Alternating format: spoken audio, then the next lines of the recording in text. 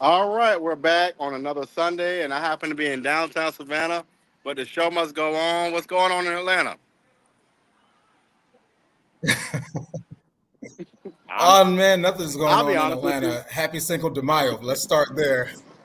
Well, I'm not down here for that. I am not down here for Cinco de Mayo. What really happened was the New Georgia Project folks are down here, The audio, and so I had a meeting with them, and I just the kind of, audio went out for a second. huh? Oh, no, I was saying I am downtown for a meeting with some I'll folks, say and that so again. I said I'm downtown in a meeting with some people, so I just kind of just stayed down here to hang out. But it's not that kind of celebration. Oh, okay. Yeah. So So if I'm let's get loud, into it. Let's jump right into it. that's why. If it gets loud. But how's it going up there? We're in our first Oh 10 minutes. So what's on the docket for that first 10 minutes of the run through? man, honestly, I went to a Fonnie Willis fundraiser. Uh, did not give her any money, but I did go. I must say I enjoyed the talking points that she gave. I must say she is a very approachable person.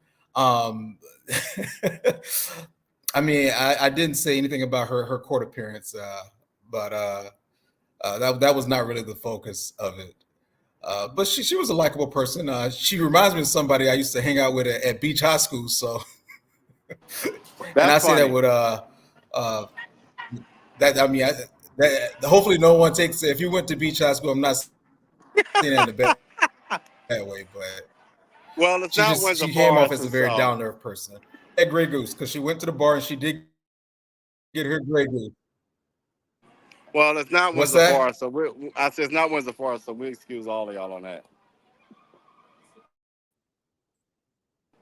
But is my audio? Can you hear me? Or I mean, no one really cares about Windsor Forest. So why are y'all so bad with that? I mean, it's going out for some reason. well, that's okay. We'll make it through. What's on that? So you went to Come Fonnie on, you already know Willis's. you're talking What's to a that? bulldog. We're not even gonna do that. Wow. So I'm gonna I let you said, do you're most of the talking to a talk. bulldog, so we ain't gonna do that. I'm gonna let you do most of the talking tonight, which will be a All great right. thing. We So won't be let's gone. start on this protest that's been going across the nation. Well, what are your thoughts right now, and not necessarily with Trump, but with let's look at it this way. What are your thoughts about all of these string of ridiculous, I guess, litigation? I mean, all in all, I don't think anything will stick to the wall. But what are your thoughts?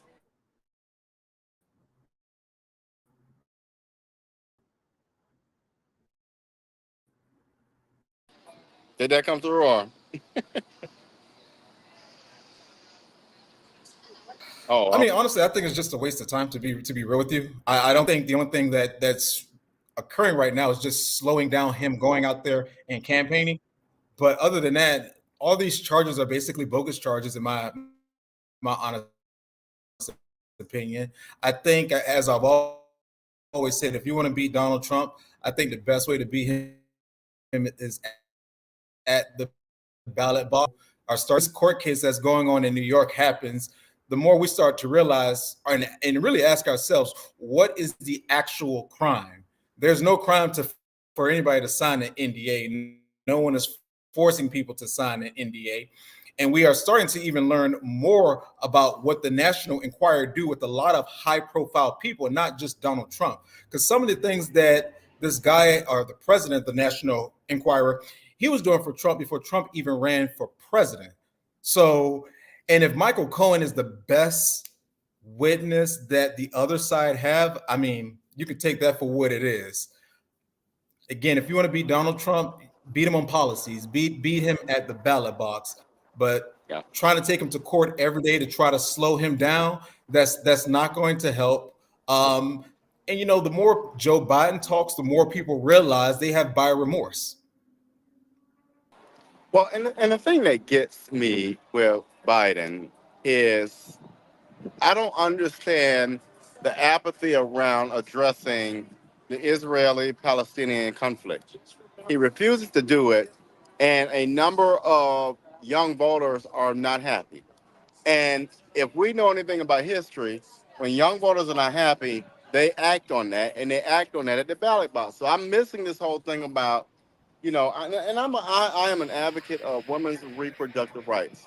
But how is it that a whole democratic strategy misses the point of you're going to lose this election if you don't address this war? For you talking about the Israel-Gaza war? Right, right.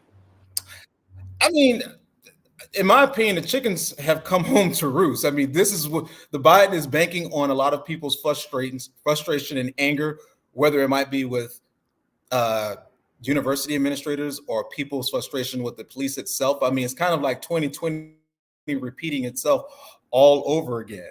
And this is what the Biden campaign, they probably didn't want this actually. In 2020, I think it worked in their favor. But now, like I said, the chickens have come home to roost. Young people probably will not go out and vote. He hasn't really picked a side on it. And really, he's trying to play both sides of the fence here. And young people don't want that. Well, and they're definitely demonstrating that with their Or at actions. least his supporters, I should say. They don't want that. Well, and I mean, this. I think either one They or two are. things will And you happen. know, we should even take politics out of this. They're either going to vote in big numbers or they just.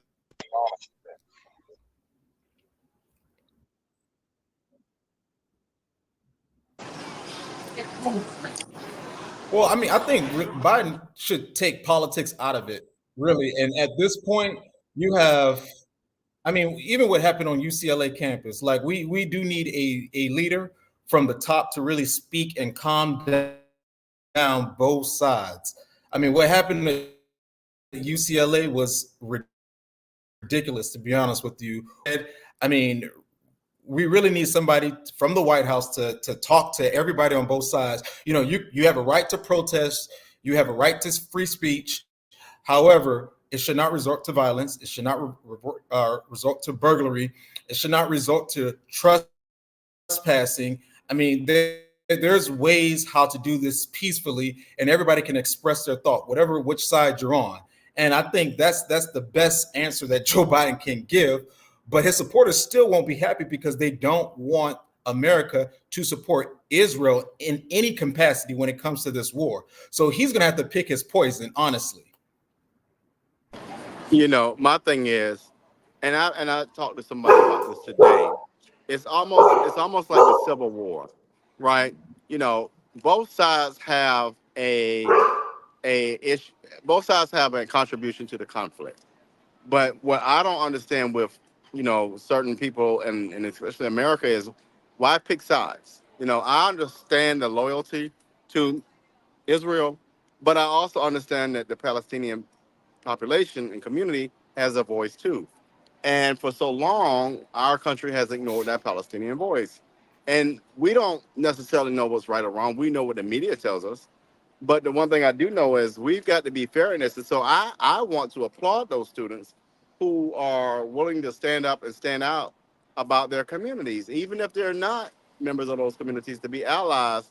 You know, it's a big thing. And so one thing I will say, Speaker Johnson, I mean, I don't know what kind of whatever he was had going on that day, but for him to come out in New York and just be totally an idiot about the situation and deny the fact that the Palestinian folks have a voice, I just thought that was bad.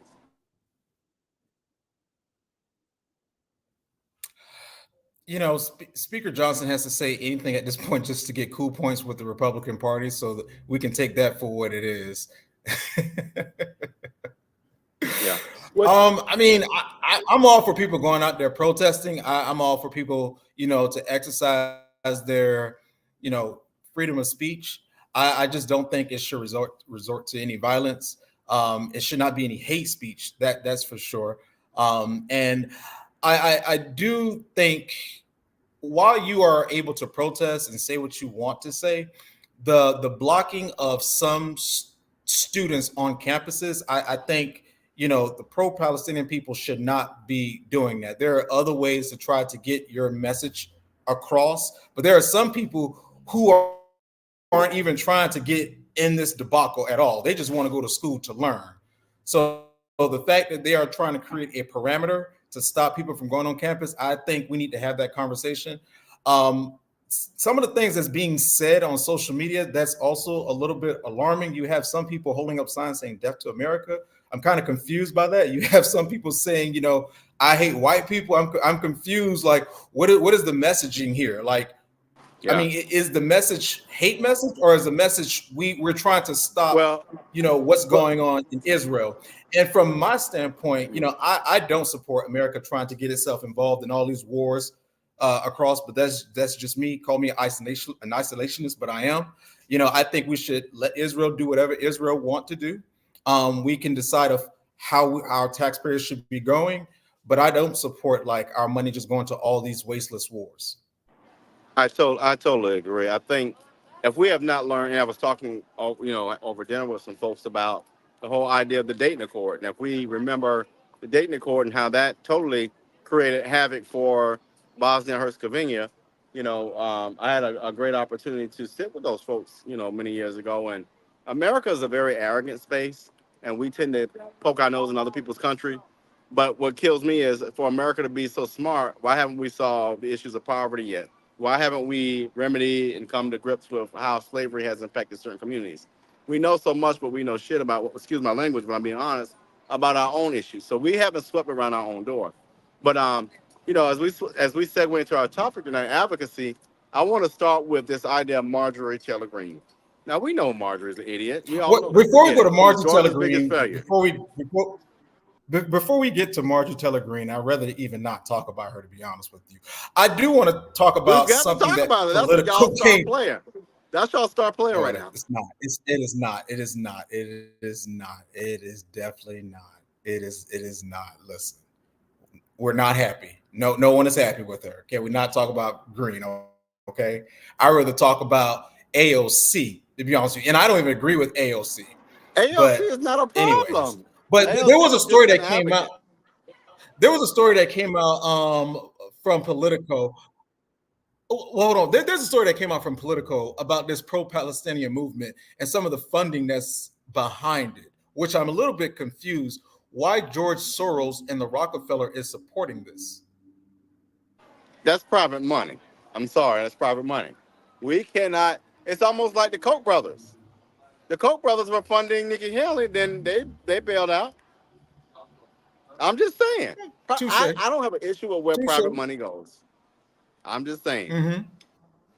It's private money. I'm always confused. I just get confused why every time there is violence and things are being destroyed, Soros and the Rockefeller, their money is always behind it. Especially when you're burning down communities, you're tearing up Well, campuses. Like, why the well, money and is I will always say behind this. stuff like that. I will say this, and this is going to be, this is the ultimate secret, the elephant in the room. A lot of people don't realize this, but all these folks are friends, right? Like, I would not be surprised if Bill and Hillary and Trump had dinner tonight. I just wouldn't. I mean, at the end of the day, yeah, you all are rivals, but it's like y'all are in a community, I'm just saying. Well, you already know that Bill and Hillary would not sit down with Trump because number one, they have to come out and endorse Trump and say something positive about Trump first Not before Trump even sit necessarily. down and have dinner with them. You have to Not feed his necessarily. ego, and I say that as a Trump supporter, by the way. It's like, okay, it's this whole theory similar to the Illuminati. Well, I don't believe in that. There is credence to saying We're people, going there. birds of a feather tend to flock together. That's all I'm saying on that one. I don't necessarily have to endorse you because I am tied to this particular ideology based on just affiliation. But yeah, but See, I don't. So I partially agree with you in that class of people who try to keep that same class of people in the 1% or in the know of yeah. everything. Unfortunately, I think Donald Trump is. They don't want Donald Trump in there because he's that person who would come to the room and kind of fold his arms and say, "I would tell on everybody. Like I would tell all y'all business." And they don't want that type of person. They like to keep everything secret. And you know how Trump is. You piss me off, I'm going to go on social media and I'm going to put everything out. But let's go ahead and talk about Marjorie Taylor Greene. Let's get past this headache real fast. She's great. She's a great poster child. She's an advocate. She's She's not. an advocate for She's foolishness. not. For who? She's She's an an advocate for advocate for who exactly? foolishness. Yeah. Oh yeah, yeah, 100%. She's definitely an advocate for foolishness. I don't understand why she's trying to out the speaker when we only have a very slim majority. And right now, she's really giving the Democrats a lot of talking points come November. I mean, they are already saying that the Republican Party cannot govern. And instead of the Republican Party focusing on governing, we're too busy having this internal war. And I think it's stupid that just one person can put a motion up to have the speaker vacate. Like that's stupid. I mean, Marge, you really don't have to vote. You don't have to show up, or you can just, I mean, do what some of y'all do. Y'all don't even read the bills. I mean, you ain't got to be there. But it's stupid for her to keep doing this, or any Yeah. Republican for that matter, to try to put Mike Johnson out of office. I think right now he's the best person for the job. I think the Republican Party should stick behind him, and really we should be focusing on, from my point of view, winning the election. That's the White House, that's the Senate, and that's the House, and all the way down the ballot as well. So that's judicial, well, some of them, I should say, when we talk about local elections, some conservatives, not all. None, I'm not talking about the radical ones, but Right. Right. overall, the Republican Party should be focusing on winning elections, not trying to tear each other down right now. I mean, that's basically what we're doing right now. No, And I I totally agree. don't know I don't know what's the winning game, or what's the end game for her by doing this. You're not going to get what you Well, want. well, this is her friend Beavis and Butthead from Florida. I mean, my thing Matt is Gates. they don't have common sense, and the thing is, the one thing I can appreciate with Eric Johnson, Speaker Johnson, is he understands to navigate the spaces he is in, that he's got to make concessions. And Marjorie is just a Karen on steroids. She's just an idiot who has never had to work for anything, has all this privilege, and just is just closed minded to anything other than herself. And so the people in her district, I blame them for being just straight, just not thinking before they put her in office. So to govern, unfortunately, you have to compromise. You have to you have to find, you have to find something in the middle. You might not get everything you want, but you have to compromise on something. And I think, again, Mike Johnson is the best person to do that. I do have my issue with the money that went to Ukraine, but hey, I would not be trying to out him because of that. I think there are other ways that you can work with Mike Johnson, on other issues. And again, it's Yeah, kind of like somebody just putting their, folding their arms in the sandbox, pouting, saying like, okay, well, I'm not getting my way, so I want you out the job. right, right, which is so just ridiculous. But I as we mean, talk, we're not gonna stay on the whole time. I'm gonna close us out with our commercial, but we'll go to 25 minutes in that because um, but advocacy, I think she's advocating in the wrong way. And one of the reasons we want to talk about advocacy tonight, there's a number of nonprofits, and I won't share the one I'm with tonight because I haven't been authorized to share that information. But as we look at nonprofits, as we look at individuals, in your thought process, how do individuals who are voters, right, regardless of whatever party they are, Libertarian, Republican, Democrat, Independent, in what way could they advocate, whether it be locally, statewide, or federally, at federal level? excuse me. I think people just have to go out there and get involved. Find something that you are passionate about, whether it's abortion, whether it might be gun rights, whether it might be term limits. Find something that you are passionate about. You can actually call your state house representative, your state house, excuse me, your state senator. You can get them on the phone. You can send them emails. You can actually go to their office. Let them know what's concerning you, and start to show up all the time. Start your own organization. Ask for funding. You have to really get involved, and that's the only way how you can change the conversation. I they call me in the Republican Party a libertarian conservative. So I do advocate for a lot of social issues that I think are dear to me, and I do make sure I go to a lot of meetings, especially when it comes to the board, because I like to voice my opinion, and that's the best thing you can do. Always try to be in every room so you can be a part of the conversation. Because if you're not part of the conversation, you will be left. And the people that you care about won't be a part of that conversation too. So anytime that I bring something up to any conversation, I'm always talking about Black people issues. It might come from a conservative standpoint, but I'm still always have Black people at the forefront of my mind.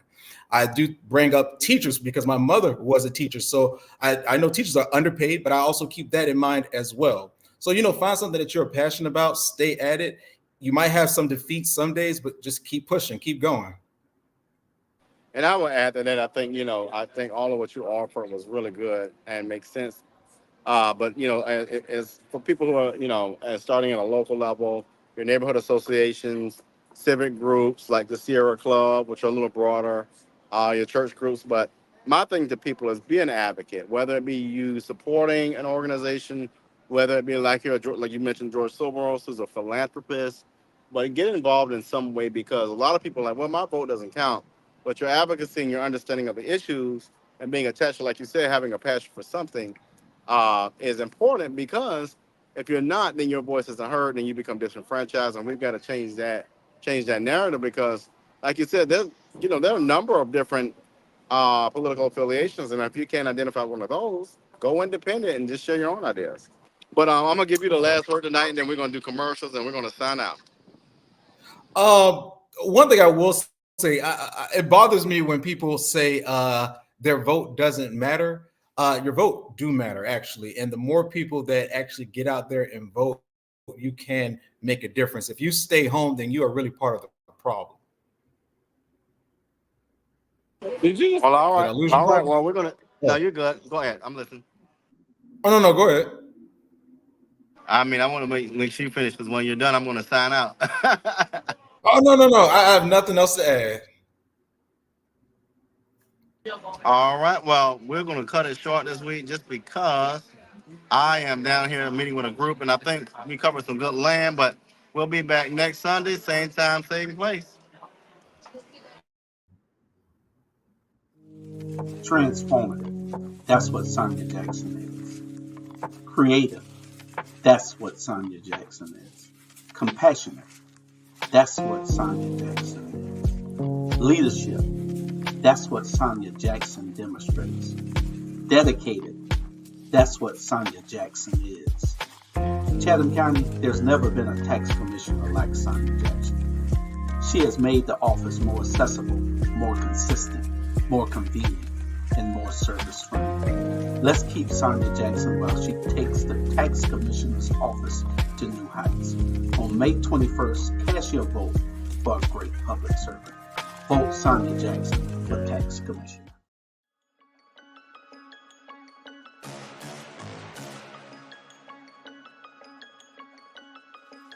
Hello, I'm Richard Coleman, and I'm running for the office of Sheriff of Chatham County. And when I'm elected, I promise to inspect what I expect. Chatham County, it's time for a change, and that change is me, Richard Coleman.